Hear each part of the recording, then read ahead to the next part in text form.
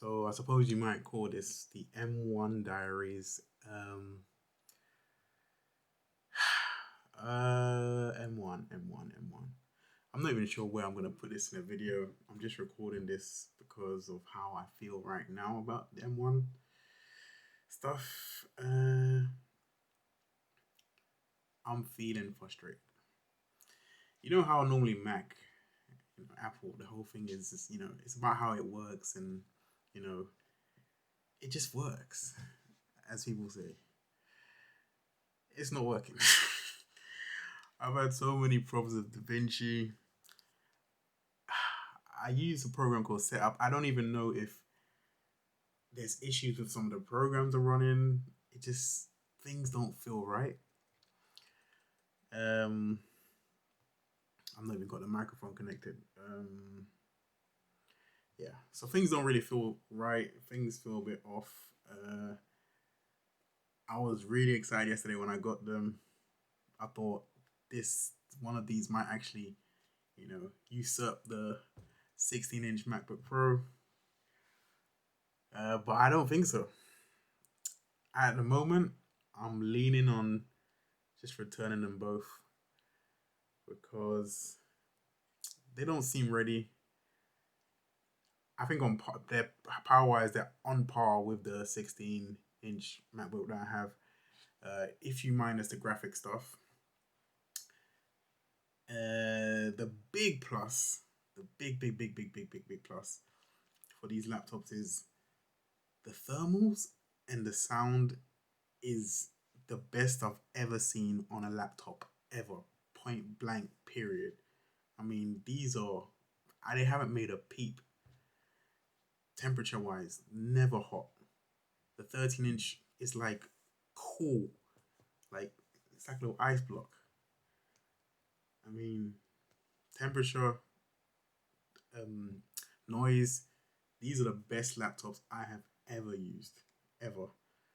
It's basically like having an iPad Pro. You know, never makes a sound, never gets too hot. You might the hottest it ever gets is maybe like touch your hand, and that's the hottest it ever gets. Seriously, that for me is I have to be honest. That's a bit of a selling point for me. But at the moment, I'm kind of just can't be bothered. I'm a little bit, I guess, overwhelmed. Maybe that's my fault for buying two laptops. Um, but transferring my stuff from my 16 to both of the laptops, I think it's caused a lot of issues. If you're doing a clean install, maybe this wouldn't be so much of an issue. Um, maybe it wouldn't be. Maybe if you're doing a completely clean install, this wouldn't be so much of an issue. But at the moment, it looks like I would say I'm returning both of the M1s. They're great laptops. I mean, don't get me wrong. If you're starting afresh, you ain't got no workflows, you ain't got no software. By all means, you can get it, and then as you're kind of getting used to the laptop, then probably what's going to happen is, the software updates will be coming out incrementally for the different applications, and you'll be fine. In my case, it's just too frustrating. I'll give you an example. Like I said, I don't even know where this video is going. So I'm making a video about DaVinci Resolve and issues I've had with that. I don't even know if this video is going to be in, but it took me like 2 to 3 hours to get DaVinci working. And even then I had to roll it back. So when on the 16-inch, I have DaVinci Resolve 17. I rolled it back.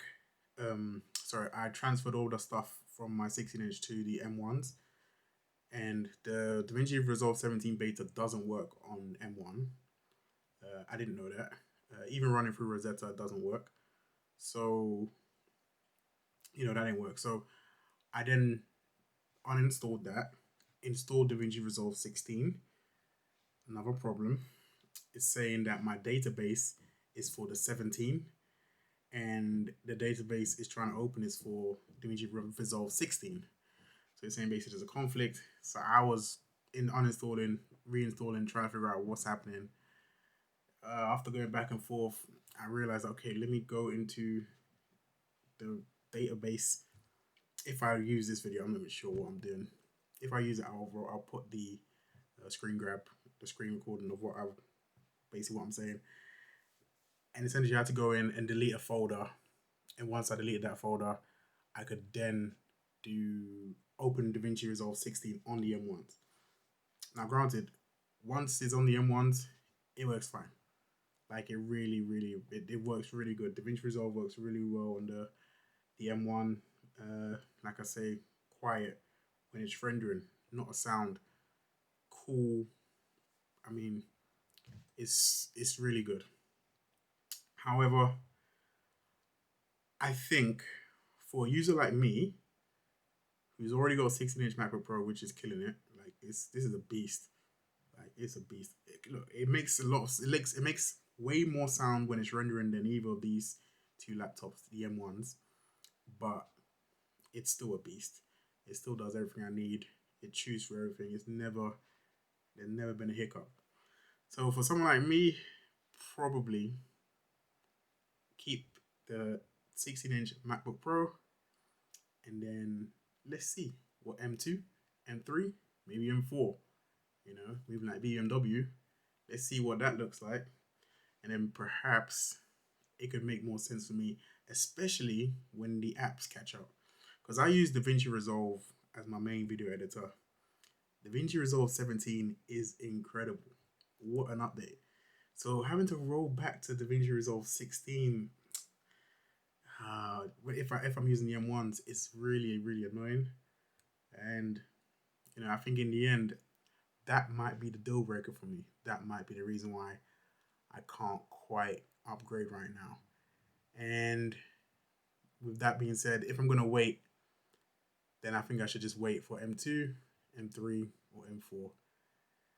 And that's it, really. I mean, I'm still going to do more tests with the M1s. Still going to see where they're at with other things. But I think in the end, the boy Intel has won the day, at least for today. But I'm sure, M1 will win the war. I hope that helps. Thanks for watching. Peace.